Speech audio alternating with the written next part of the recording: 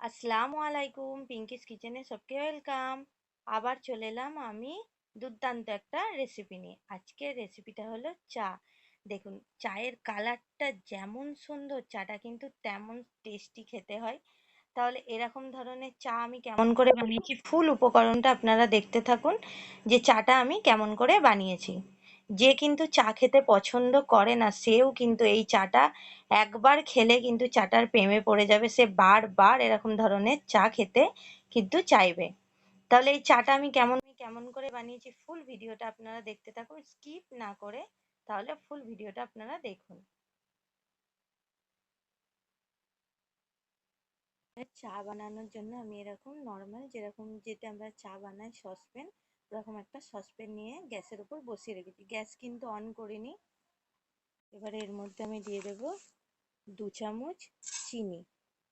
চিনি আমি কিন্তু 2 কাপ চা বানাবো, তার জন্য আমি 2 চামচ চিনি নিলাম। অবশ্যই কিন্তু চিনিটা আপনারা আপনাদের টেস্ট অনুযায়ী দেবেন। কেউ কেউ কিন্তু চায়েতে একটু বেশি চিনি খায়, তাহলে মিষ্টিটা অবশ্যই আপনাদের টেস্ট অনুযায়ী দেবেন। আর 2 কাপ চায়ের জন্য আমি দিয়ে দেবো 2 চামচ চা পাতা। এবার ভালো করে সব উপকরণগুলোকে মিশিয়ে দেবো।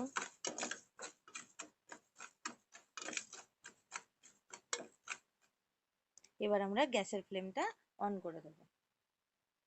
গ্যাসের ফ্লেম কিন্তু আমরা অন করে দিয়েছি।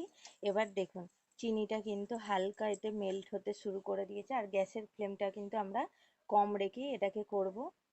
দেখুন, হালকা চিনিটা কিন্তু মেল্ট হয়ে যাচ্ছে।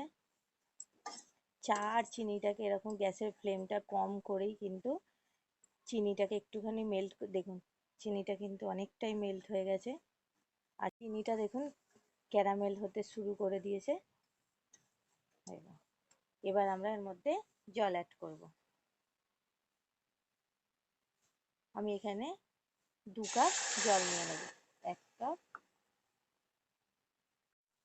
2 কাপ, এখানে আমি কিন্তু 2 কাপ জল দিয়ে দিলাম।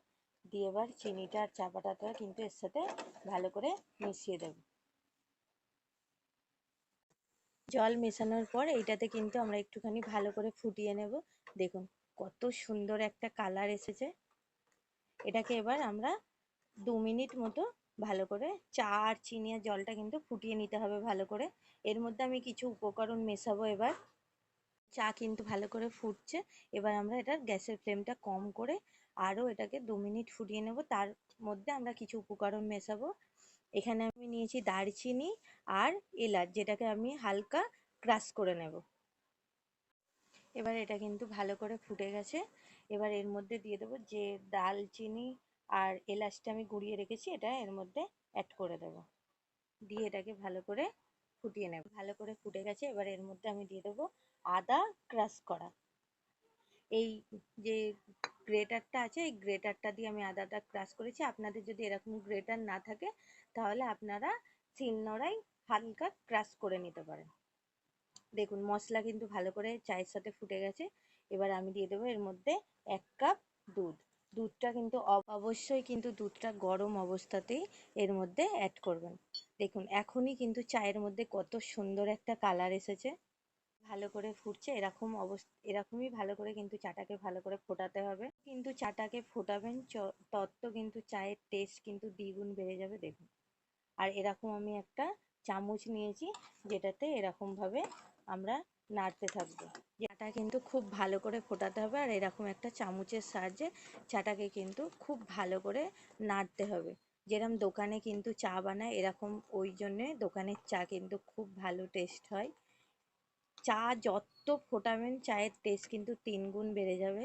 আর আমি ধরে ভালো করে চাটাকে কিন্তু ফুটিয়েছি। দেখুন চায়ের একটা কত সুন্দর একটা কালার এসেছে। আর আমি 2 কাপ জল 1 কাপ দুধ দিয়ে চাটা বানাচ্ছি, সেটাকে আমরা 2 কাপে দাঁড় করাতে হবে।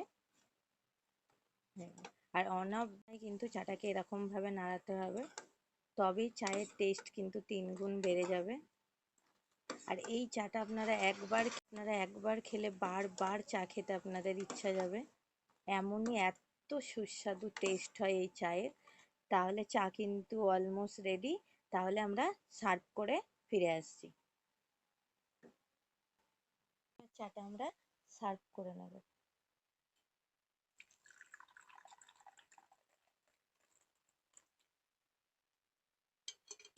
কালারটা কতটা সুন্দর এসছে আপনারা নিশ্চয়ই দেখে বুঝতে পারছেন।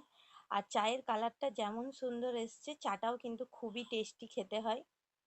তাহলে সন্ধ্যের সময় এরকম চা আপনারা নিশ্চয়ই বানাতেই পারেন। আর চাটা বানিয়ে কিন্তু কমেন্ট করে জানাবেন যে আপনাদের চায়ের রেসিপিটা কেমন লেগেছে। তাহলে আবার ফিরে আসবো অন্য কোনো দিন অন্য কোনো রেসিপির সাথে। আল্লাহ হাফেজ।